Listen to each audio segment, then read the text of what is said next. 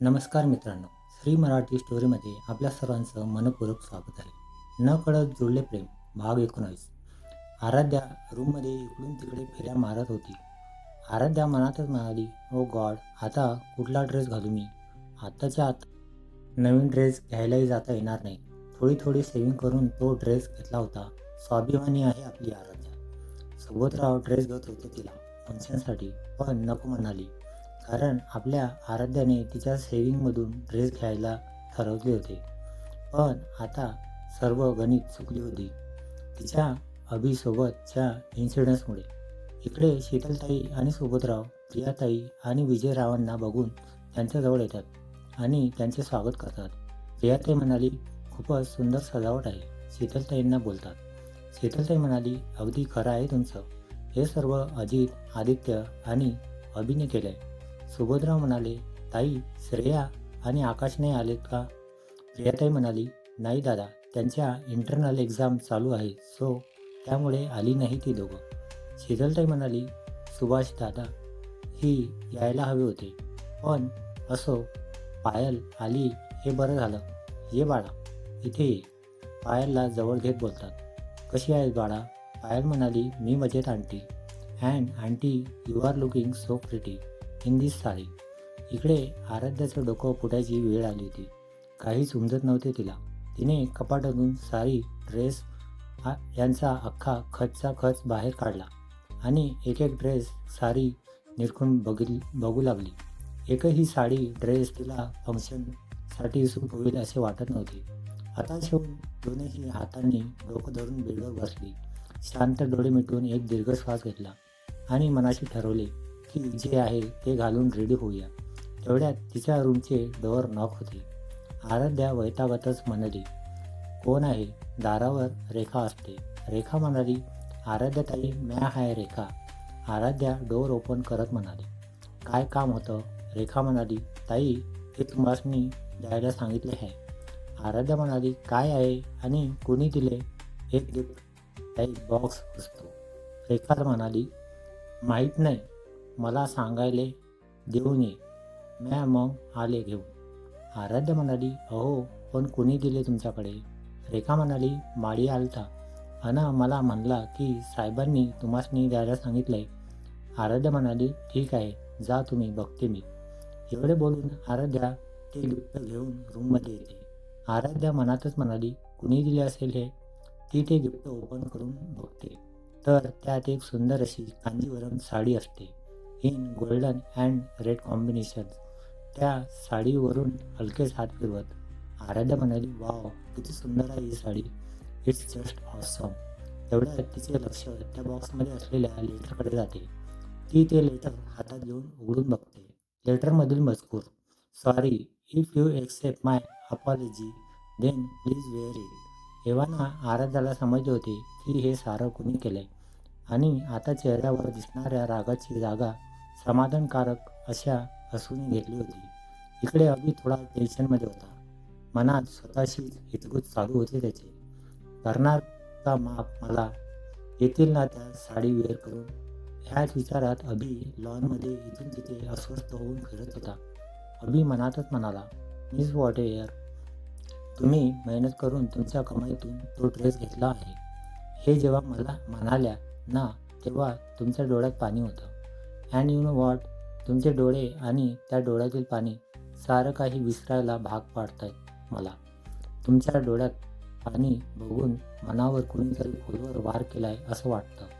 तुमचे डोळे एका सुंदर शिंपल्यासारखे भासतात मला. आणि त्यातील तुमचे आसू हे तर मोती आहेत. जसा मोती शिंपल्यात सुंदर वाटतो ना, तसेच तुमचे हे मोती डोळ्यात बाहेर आलेले चांगले दिसत नाहीत. तुमचे ते ब्राउनिश पाणीदार डोळे, त्यात स्वतःला हरवून पाहतो मी. ओ गॉड, काय होतंय मला? या मिस वॉट एव्हर, एक दिवस मला खरंच वेळ लावणार असं वाटतंय. इकडे आदित्य रियाची वाट बघत स्टेजजवळ उभा होता. तेवढ्यात त्याला रिया तिच्या आईवडिलांसोबत येताना दिसली. दोघेही एकमेकांना टशन देत होते.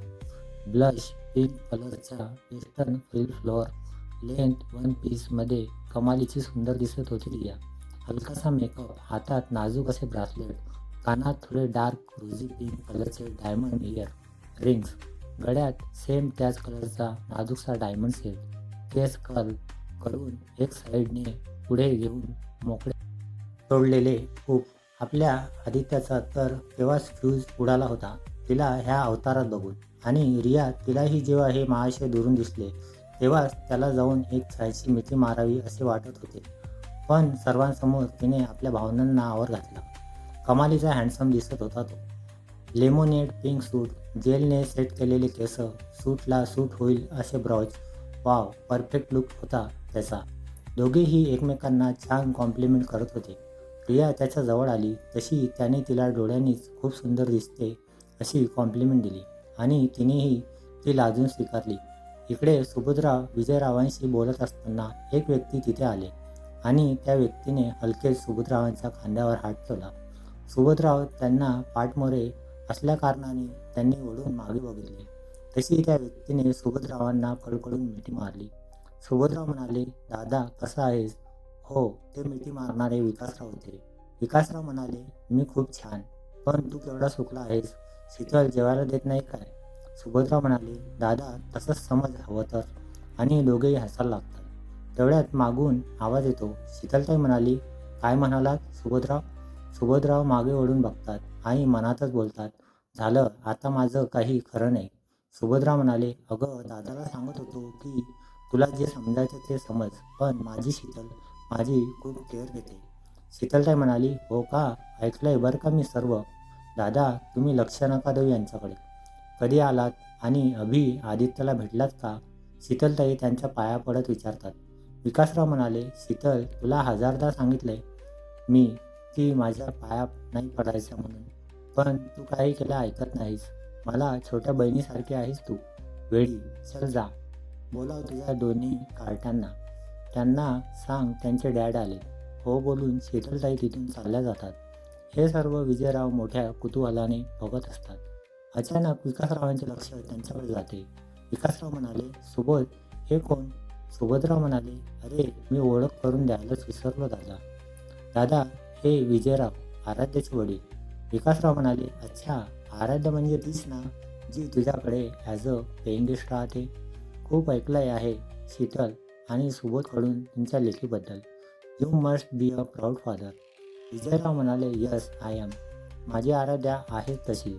I am lucky to have a daughter like Aaradhya. Subodhrao म्हणाले, आणि मी पण दादा. आमची आराध्या एक क्षणही आमच्यापासून दूर जाऊ नये असे वाटते आम्हाला. विकासराव म्हणाले, त्यामुळेच तिला आपल्या घरी कायमचे आणायचे होते ना? सुभद्राव म्हणाले, हो दादा, पण नशिबाच्या पुढे जाता नाही येत. असो, रिया पण खूपच सोज्वळ मुलगी आहे. तिलाही आपल्या घरात समरस व्हायला वेळ लागणार नाही. थोड्या वेळाने आदित्य आणि रियाही विकासराव आणि विजयराव यांना भेटून त्यांचे आशीर्वाद घेतात. रियाताई आणि पायल पण त्यांना शुभेच्छा देत असतात. तिथे अजित येतो. अजित म्हणाला, आदित्य, रिया, तुम्ही लवकर स्टेजवर चला आता. भटजी आले आहे, सो लवकर पूजेला बसा. त्यानंतर मग रिंग सेरेमनी. तसे ते दोघेही तिथून स्टेजवर चालल्या जातात. अजित म्हणाला, हाय पायल, कशी आहेस? पायल म्हणाली, हाय, मी मजेत. थोडी भाव खातच बोलते ती, एक बॉक्स टाईप स्माईल करत. अजित म्हणाला, can you give me a favour? Payal म्हणाली, कशासाठी? अजित म्हणाला, ते नंतर सांगतो, आधी करणार की नाही ते बोल. पायल म्हणाली, बट वाय मी? अजित म्हणाला, because it's relate to Aaradhya. तुझ्याशिवाय माझं कुठलंही काम अपूर्णच असेल पायल राणी. तो हळूच फुटफुटला. पायल म्हणाली, काही म्हणालास का? अजित म्हणाला, नथिंग, आणि मनातच बोलतो, मन कवडी. सर्व ओळखते मनातलं, पण जे ओळखायचं ते नाही ओळखत.